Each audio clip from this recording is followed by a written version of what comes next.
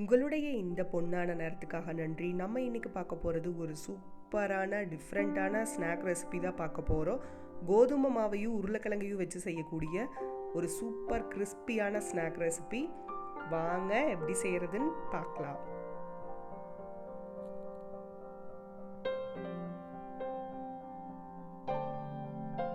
First இதுக்கு ஒரு mixing பவுலில் 1 கப் கோதுமை மாவு எடுத்துக்கலாம்.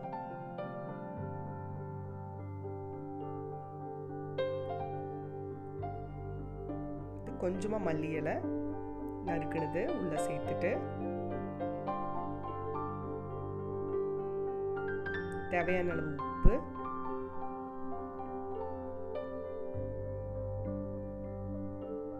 நம்ம காரத்துக்கு தகுந்த மாதிரி மிளகாத்தூள் சேர்த்திக்கலாம். 1/4 ஸ்பூனை விட கம்மியாக மஞ்சத்தூள், 1/4 ஸ்பூன் கரம் மசாலா,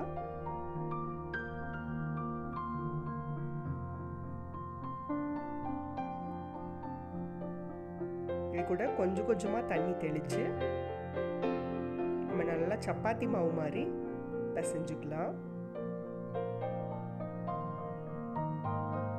பாருங்க, இந்த மாதிரி பிசைஞ்சிட்டு இதை ஓரமாக வச்சிடலாம். அடுத்து ஒரு சின்ன சைஸ் உருளைக்கிழங்கு வேக வச்சு தோல் நீக்கி மசிச்சது, ஒரு பெரிய வெங்காய பொடியாக கட் பண்ணிடுது, கொஞ்சம் மல்லி இலை கட் பண்ணினதை எடுத்துட்டு இது கூட கொஞ்சமாக உப்பு சேர்த்துக்கலாம். ஒரு 1/4 ஸ்பூன் மிளகாத்தூள். நம்ம ஆல்ரெடி மாவுலேயும் நம்ம மிளகாத்தூள் எல்லாமே ஆட் பண்ணியிருக்கோம், பார்த்துட்டு ஆட் பண்ணிக்கோங்க. அடுத்து 1/4 ஸ்பூனை விட கம்மியாக கரம் மசாலா,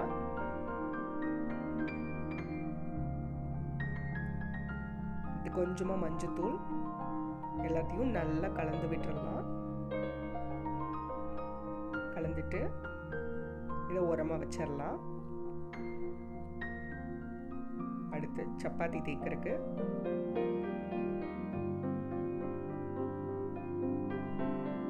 சப்பாத்தி கட்டையில் கொஞ்சமாக எண்ணெய் விட்டு நல்லா ஸ்ப்ரெட் பண்ணிக்கலாம். நம்ம பிசைஞ்சு வச்சுருக்கிற மாவுலேருந்து ஒரு சின்ன உருண்டையை உருட்டி நம்ம நார்மலாக சப்பாத்தி தேய்க்கிற மாதிரி 2 சைடும் திருப்பி திருப்பி போட்டு நல்லா தேய்ச்சிக்கலாம். தேய்ச்சிட்டு நம்ம கலந்து வச்சுருக்கிற இந்த உருளைக்கிழங்கு மசாலாலேருந்து இப்படி எடுத்து எல்லா பக்கமும் ஈவனாக ஸ்ப்ரெட் பண்ணிக்கலாம்.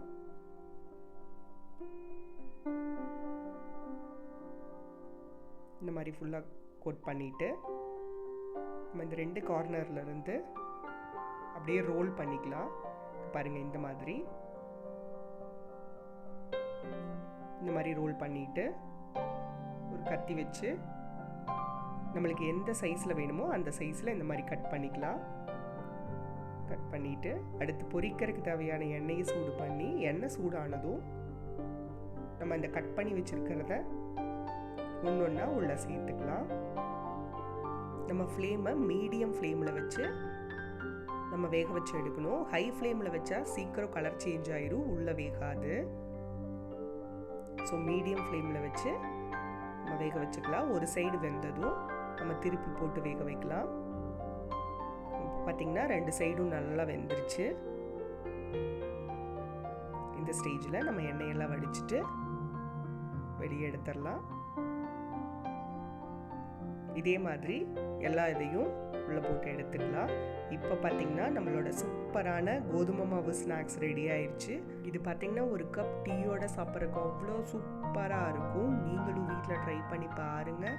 அறுசுவைகளும் சங்கமிக்கட்டும் அனைவரது இல்லங்களிலும்.